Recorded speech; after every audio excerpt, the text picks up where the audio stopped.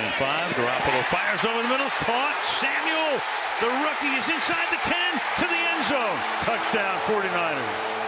3rd down and 5. Wilson's going to go deep. Wide open and into the hands of David Moore.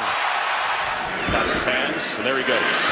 And he runs the option to Kenyon Drake into the end zone. Touchdown, Cardinals. Off to throw it again. And he's got his man for a touchdown. Josh Reynolds. All right, so the NFC West. In 4th place, we got the Rams going 5-11. Yep, 5-11. I feel like this is a good place to put the Rams just because of how much they lost. They lost Todd Gurley. I feel like that's a major blow to what their offense was and what it used to be when they made that Super Bowl run. I feel like with Jared Goff being on the rocks nowadays, he's not really what he was before when Sean McVay was like this new head coach. He had all these offensive ideas. Teams have figured them out. A big loss for them during the season is against the Dolphins. I feel like the Dolphins find a way to win this game, and I feel like the Rams find a way to lose this game.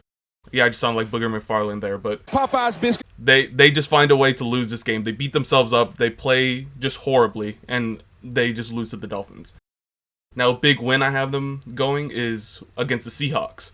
I feel like it's going to be a boost to a confidence into a dead Rams team. I think teams are starting to figure out Sean McVay. He had a system that worked during that Super Bowl run and during his first 2 years, but teams are starting to figure that out. I think a big talking point for this team is the defense as well. The defense, even during that Super Bowl run, struggled against teams. Even with Aaron Donald and the addition of Jalen Ramsey last year, I think they're going to continue to struggle, and we're going to see the Rams go 4th place. All right, 3rd place, we got the Cardinals going 8-8, improved from last season, but we're going to talk about them here. They were last in the division last year, so I feel like I don't want to put them on such a high pedestal to the point where it's disappointing. So I feel like 8-8 is a good place to put them. A big loss for them, again, is the Dolphins. I feel like when we look at their schedule, this is going to be the game where, like, this is a game they should have won. Point blank, this is a game they should have won. And I feel like there are going to be a couple games where we're going to be saying that. Now, a big win I have is later in the season against the Eagles. I feel like an Eagles team that's starting to pick up some steam, starting to get ready for the playoffs, gets busted by the Cardinals because I feel like the chemistry with Larry Fitzgerald and DeAndre Hopkins, with Kyler Murray at the helm, I feel like they start to figure it out, and I feel like the season after is when the Cardinals, the Niners, and the Seahawks are going to be way too competitive in that division, leaving the Rams in a rebuilding state, which kind of sucks. You'd like to see all 4, but I feel like these top 3 teams are going to be monsters in the NFC. They have Chandler Jones, they have Patrick Peterson, they have these guys that can make plays on that side of the ball. But I think they still need a few more pieces on that side in order to be a contender, not only in this division, but in the conference as well. But the Cardinals are much improved here. 2nd place team, we got the 49ers. A little bit of surprise here. We got them going 13-3. Now, for the Niners, it's so conflicting to me because they went 3-13 one year, then 12-14 the next year. What's going to change from them going back to 4-12? We don't know. Jimmy Garoppolo did good to great, right? Not elite. He did good to great. He helped this team go to the Super Bowl. Unfortunately, they did lose to the Super Bowl, and that's a problem that they're going to be facing, finishing games. So I have them losing 3 games. I have them losing to the Packers, the Bills, and the Seahawks. They win every game that they're supposed to win. 13-3 for me is a good place to put them. They could go a lot lower if consistency becomes a problem with Jimmy Garoppolo and company.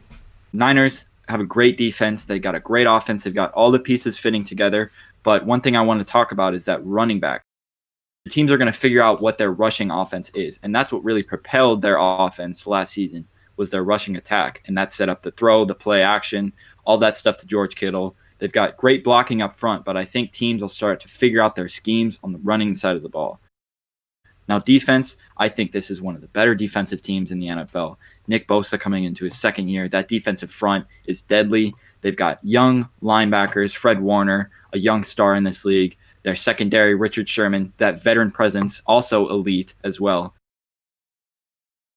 If they get behind and if they struggle in games, I don't think they have that comeback ability. I don't think they have what it takes to go and win a Super Bowl, not this season at least. Now, our 1st place team, obviously, all that's left is the Seattle Seahawks, and we got that going 14-2. Now, I have a lot of high praise for the Seahawks. I know it's kind of hypocritical to not put the Cardinals at a high pedestal, but I'm going to put the Seahawks on a high pedestal this season.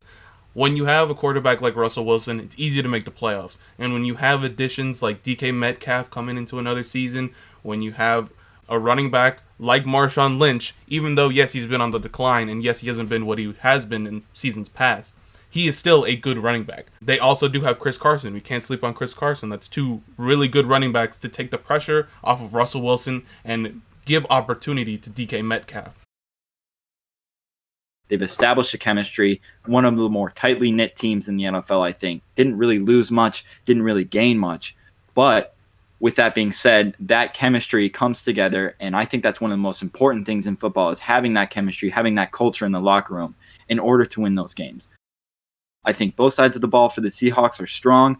Chemistry is there. Seahawks go first place here. All right, so those are our standings for the NFC West. If you don't like them, fuck you.